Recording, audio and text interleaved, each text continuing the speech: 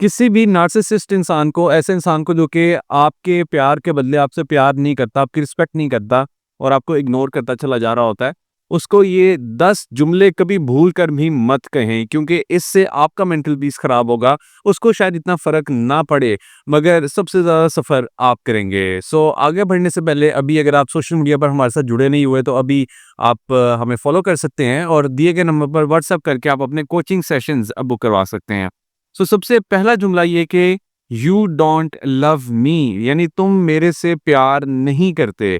क्योंकि जब आप किसी नार्सिसिस्ट को ये कहते हैं कि तुम मेरे से प्यार नहीं करते, इसका मतलब ये होता है कि आप दूसरे के माइंड में ये फीड कर रहे हैं कि तुम मेरे से प्यार नहीं करते। जब आप ये खुद ही फीड करना स्टार्ट कर देंगे, तो डेफिनेटली दूसरे इंसान के लिए फिर बहुत ईज़ी हो जाता है इस बात के ऊपर अमल करना, और वो ये करता है कि वो सिर्फ़ और सिर्फ़ आपको ये शो करवाता है कि जैसे कि हाँ, मैं तुमसे प्यार नहीं करता। तुम बिल्कुल सही कहते हो।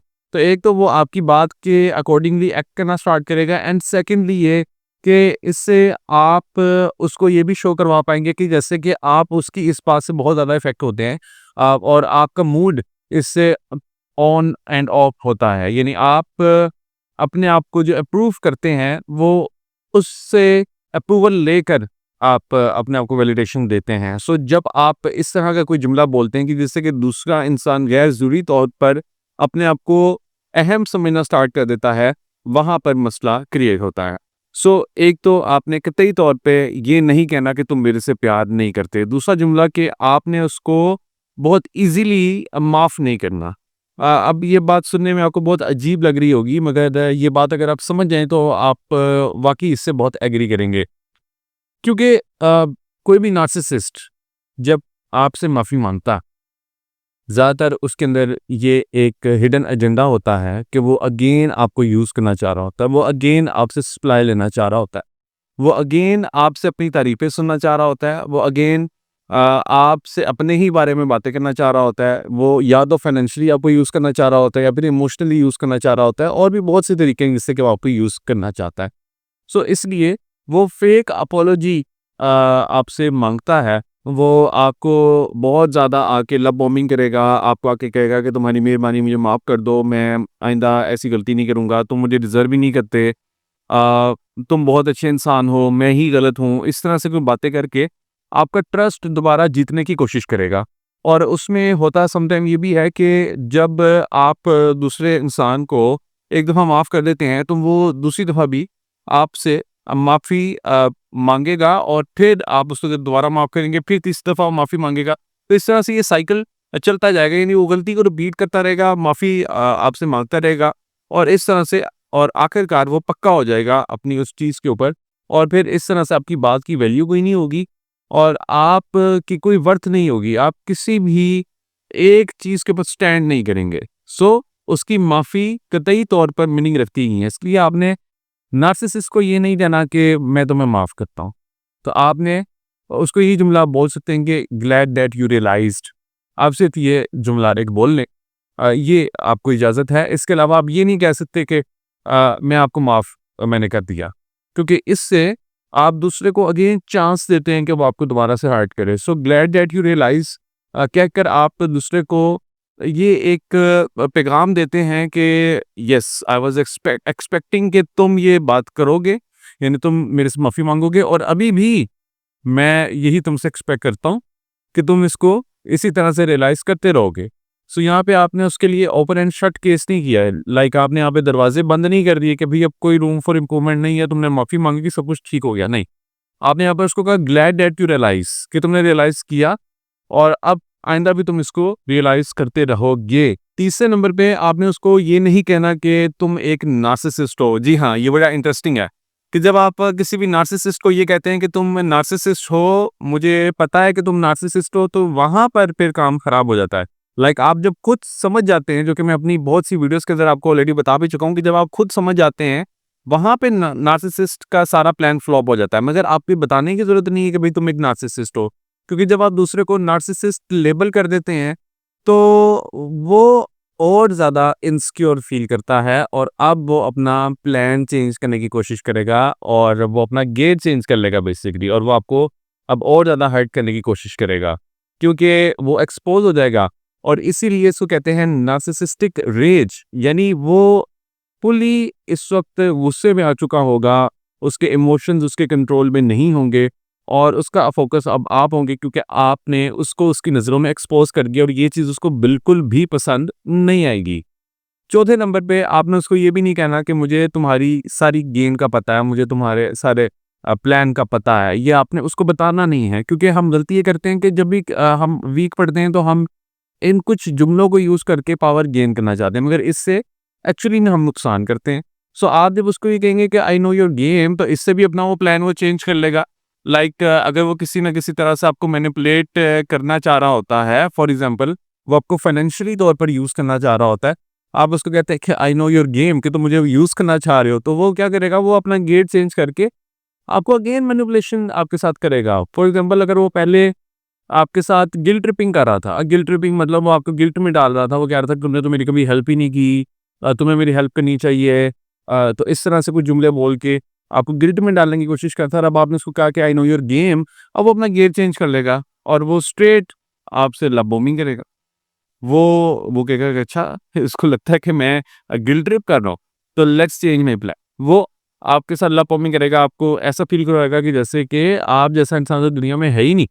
आप खुश हो जाएँगे, आप समझेंगे कि अच्छा ये तो वाक़ई चेंज हो गया है, इसको तो वाक़ई एहसास हो गया है। आप फिर उसके प्लान में आ जाएँगे और आप फिर उसके विक्टिम बन जाएँगे।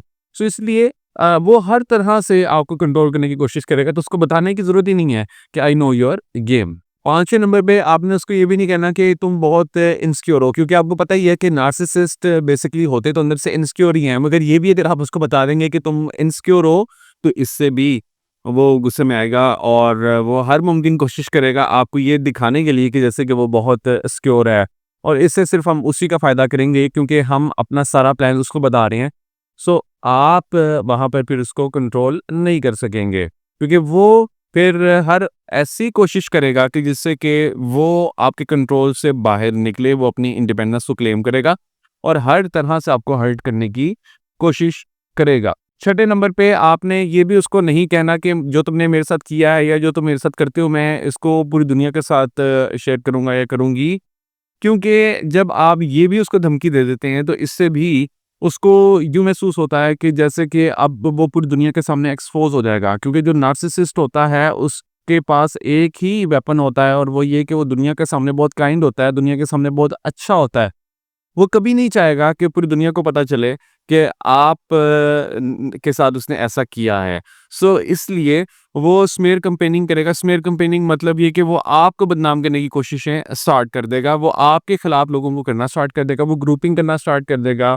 वो हर तरह से आपको ये फ़ील करवा देगा कि जैसे कि इसमें सारा कसूर आपका है, और वो ऐसी-ऐसी ग्रुपिंग करेगा कि आपको पता ही नहीं चलेगा कि ये अचानक से क्या हुआ है, क्योंकि वो अंदर से बहुत इनसिक्योर होते हैं ये लोग।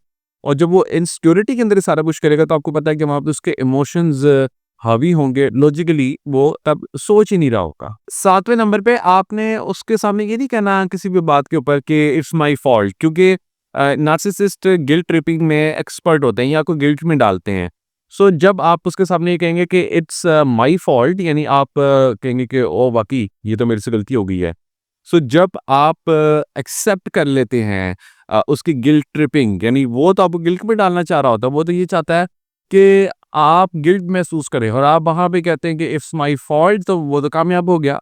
आपको वहाँ पे ये नहीं कहना, आपको वहाँ पे उसकी बात को कोशिश करें कि इग्नोर करें, उसको वेटेज ही ना दें, क्योंकि जितना आप उसकी इस बात को इग्नोर करेंगे उतना ज़्यादा वो कम कोशिश करेगा आपको गिल्ट में डालने की। ठीक है? सो आप वहाँ पे अगर ज़्यादा ही आपने कहना है, सो आप वहाँ पे ये कह सकते हैं कि आई डिसएग्री विद यू, आप ये कह सकते हैं, सिंपली कह सकते हैं। और उसके बाद 8वें नंबर पे आपने उसको ये नहीं कहना कि यू आर राइट, आपने ये नहीं कहना। क्योंकि जितना ज़्यादा आप किसी भी नार्सिसिस्ट को कहते हैं कि यू आर राइट, तुम बिल्कुल ठीक हो, तो वहाँ पे वो गैर ज़रूरी तौर पे फिर अपनी बातें मनवाना आपसे स्टार्ट कर देते हैं, और वो ऐसी-ऐसी बातें करते हैं कि जिससे आप डिसएग्री करते हैं, आप एग्री करते ही नहीं हैं, मगर वो वो ज़्यादा बातें वैसी करना स्टार्ट कर देते हैं, क्योंकि उनको ये महसूस होता है कि जैसे कि उनकी ओपिनियन बहुत ज़्यादा मैटर करती है। हालाँकि उनकी जो ओपिनियन होती है वो बड़ी अनहेल्दी होती है, क्योंकि वो आपको कंट्रोल कर रहे होते हैं, वो हर तरह से आपको दबाने की कोशिश कर रहे होते हैं।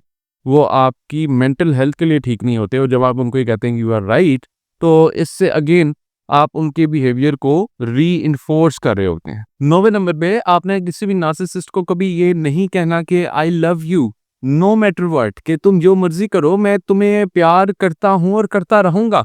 जब आप किसी भी नार्सिसिस्ट को ये कहते हैं तो आप उसको एक तरह से ये छूट दे रहे होते हैं, ये इजाज़त दे रहे होते हैं कि वो कुछ भी कर सकता है।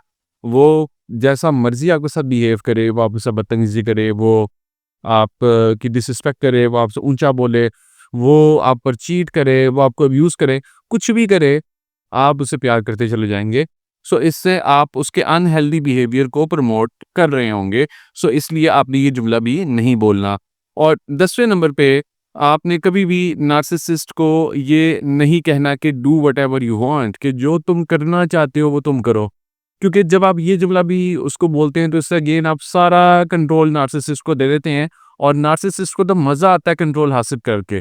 तो यहाँ पे भी आपने जो गेम है उसकी आपने उसको क्रैक नहीं किया, आपने बल्कि उसके प्लान को कामयाब कर दिया।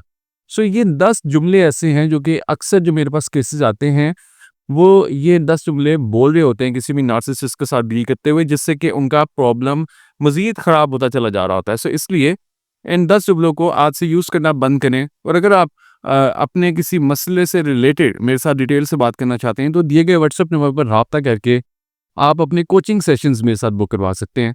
All the best.